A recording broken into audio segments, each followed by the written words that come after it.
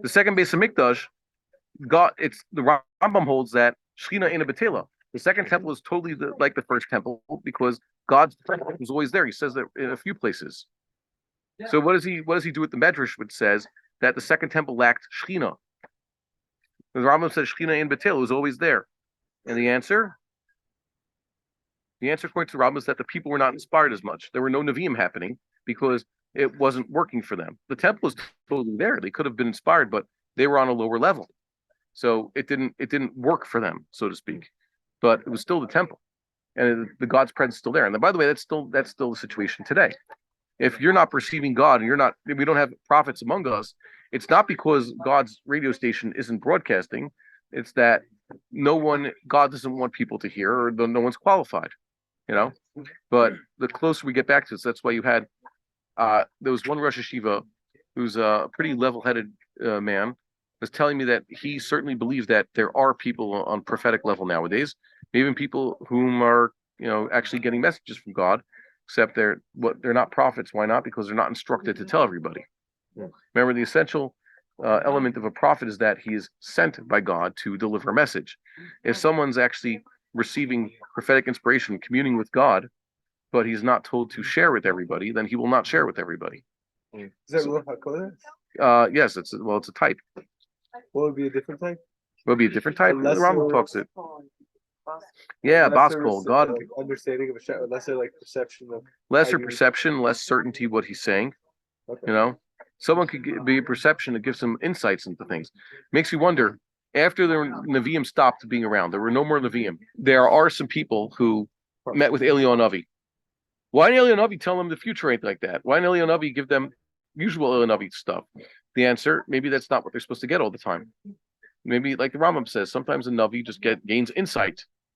Not every time is a Navi being told tomorrow it's going to snow. That doesn't really help. Or just be told, like I said, there's reasons why. When Nevi'im were telling us amazing things, people weren't listening to them anyways. The main job of a Navi is to give people musr.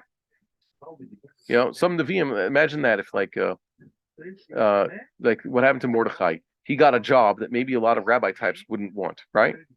A Navi is, let's say, a person who's very inspired, very close to God. He has all the qualifications that Chazal listed, the Rambam listed, and then he gets a message from God, go out in public and rebuke everybody for their sins. He's like, I've been a private individual, a musician. I have been a shepherd and a musician my entire life, and now you're telling me to lead, or even worse than lead, rebuke the people and tell them we're all a bunch of sinners. You can understand why a David or Samuel or Moshe Rabbeinu, who hadn't been in this position, okay, an extrovert, an extreme introvert, like I said, person who's used to solitude and shepherding, is then told become a leader of men or even become a rebuker of men. So that might not be his personality type. He might not want such a thing, right? Yeah. Okay. So just to know, it's not as clear as it is. But my point is that when we say about Shechinah, revelation of God's presence in certain places, it means that there are places where it's easier for people to perceive God. And specifically, when we said that God made himself appear, there was Shechinah in the base of Mikdash, it's because people were perceiving him, the Jewish people specifically, each on his own level. Like Zek Keli Van Vey, everybody could actually point the finger, That's what happened at Yom Suf, right? So you can imagine the proper use of the temple. There were people who were becoming inspired. Yeah, question?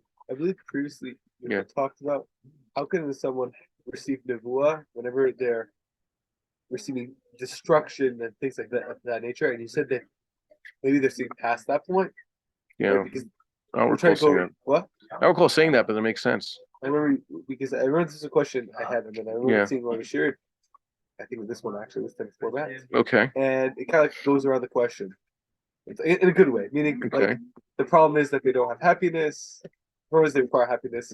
If they're seeing destruction, then ostensibly they wouldn't have happiness, but then they see the later picture. The Yirmiyahu question. Yirmiyahu got nevuah in distress. Yeah.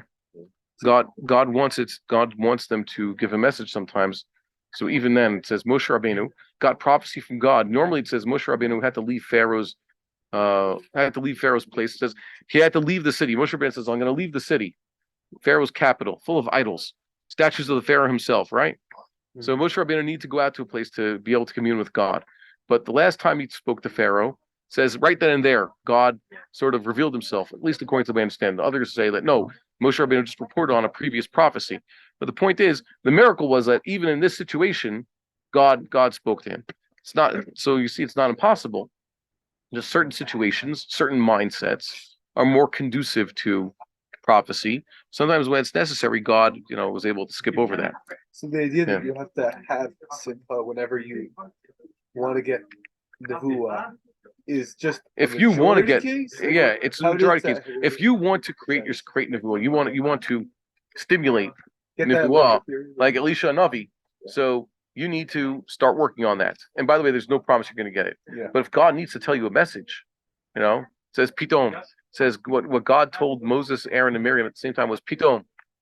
So for Moshe Rabbeinu, he was actually always ready. There's no Pitom for him. He always Pe'el Pe'ah Dabebro, Panim El Panim.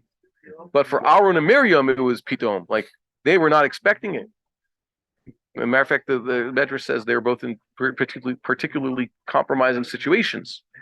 It wasn't their normal time to try to commune with God. So that's what it could be. God sometimes ordains that, it's going to be Pitom, Befetha Pithom. Right? Very, very interesting ideas. We don't have any practicing Nevi'im around here. And I myself am not the type of person I think would be qualified to, knowing about anything about this firsthand. Just to tell you what I've seen in the books. I wonder, I see that certain people who could be more qualified for Nevi'us, you see them, they have very certain ascetic lifestyle. They're very much in tune with their emotions, they're in a good positive mood. They know music. You have to find a very particular type of person to even have a hava, meaning he's inspired, right? Isn't it antithetical to the idea of what a Navi usually does? Well, what does a Navi usually do? Their qualifications are they're usually someone who's aesthetic. I remember one time aesthetic. No, aesthetic means aesthetic. Sorry. Yeah, aesthetic means pleasant. You said like they're gonna be. You said like if someone's gonna be a Navi. One time, yeah, it's probably one of these kids like who's like in like a different world, very reserved, something like this in the cave. But then they're being called to the action of being a leader who's rebuking a nation. Well, I don't know. It could be either. I'm just giving examples. Some Nevi'im were called to lead. Some Nevi'im were called to rebuke, saying that for some people that could be strange, where the task, like we see, like a person like Yirmiyahu or Moshe Rabbeinu or even a King David, would be to say I'm the last person to have this. David HaMelech was anointed by a Navi and is told, be a leader. If you're inspired by God, you were to be a leader. What? Evan Masu Abonim, he wasn't even of draftable age. He had older brothers who had gone to the army, and all the middle brothers are still not even there. They're not even old enough to, be drafted. Which, by the way, isn't kind of funny. We draft youngsters, 18 years old, you could go to the army. 20 years old, you could go to the army. David HaMelech had a few older brothers who were army age, and he himself was the youngest. So he had many brothers who weren't even, old enough for that. So for him, it's a surprise to be taken out into a situation. Yeah. There's I think that there are people who are on the right path. Jews have always produced such a thing. Remember what it says in Chazal when they're told, the Chacham were told, there's one among you who's worthy of such a thing. You have a qualified individual. They all looked at Shmuel Cotton, right? They looked their eyes at them. Yeah, you could tell the type of person who should be qualified. We were never left without people who were potential candidates. Some people never happened, probably because their generation wasn't fit for it for whatever other reason. But the Jewish people produce people like this, just like there's always Jewish Talmidei Chachamim, right? Every generation, the Jews are producing exemplary individual or people with potential. That's our potential as a Jewish people.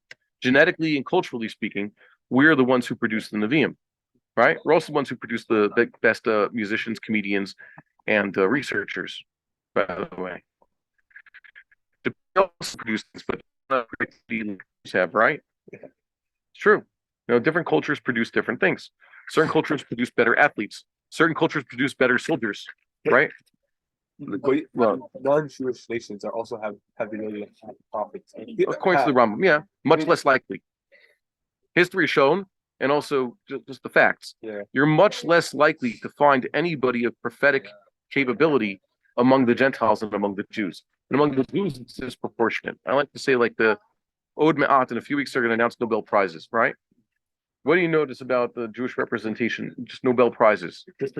Oh my God, disproportionate. Doesn't mean that Gentiles. So we mean the vast majority of winners of of Nobel Prizes are not Jewish. It's only 80% of Nobel Prize winners are not Jewish. No, of course not biased. As a matter of fact, it's becoming more biased. Nowadays, they have to, the tendency, especially among actual researchers, is divide among people because it used to be one genius has a miracle breakthrough. Einstein, okay? People like that. Well, No, it's usually like teams. yeah, teams, because the real research is done by teams. That's the first thing. So hard science is done by teams. And secondly, they now have, it's gone woke. So they have to have quotas. And it's the whole thing, like the next Nobel Prize winner, they're going to say it has to go to a woman of color. Not because women of color are qualified. There are women of color who win prizes. Just saying that, say like it has to be this type of person. Based on merit alone. Yeah, not based on merit alone. So now it's going to go down. My point is that the Jews are disproportionately represented among certain forms of creative research. And by the way, that's the same potential that allows Jews to research the world and discover parts of God's truth, whether it's theory of relativity or to discover nevuah. That's part that goes hand in hand. A Jew has so much potential that he could become an Einstein, but if he had been raised in the Torah and be raised to seek God, so he could become a Moshe Rabbeinu. Okay, you think about great Jews, and by the way, that's why Chazal were implying there was a certain great Jew who was every 2,000 years the Jews produce someone who's basically revolutionizes humanity. Okay, first it was Moses, right? Moses changed the entire world, right? For better. And then there was a Jew 2,000 years after Moses who basically ruined everything, right? Shilo, that's what they say about Jebus, a Jewish guy also with a lot of potential, changed the world. His legacy of changing the world is still being felt today. He was 2,000 years after Moses. Hold on a second to finish this. Because also Tav Shilo means he ruined it. It means he got a lot of potential. And then you have an Einstein 2,000 years later also. But I don't think he ruined anything. It's not like he was anti-Judaism. He was religious, though. I don't know about the very short period of time. Very short, and then Max Talmud took him out of it. Yeah, I'm just trying to say that Jews are always producing this potential among us. So you're more likely to find Nevi'im among the Jews. We would like to encourage our viewers to share these videos with friends and send in your responses. If you would like to obtain Birkon Nusach Eretz Yisrael or invite the rabbi for a speaking engagement, please email us at office@machonshilo.org.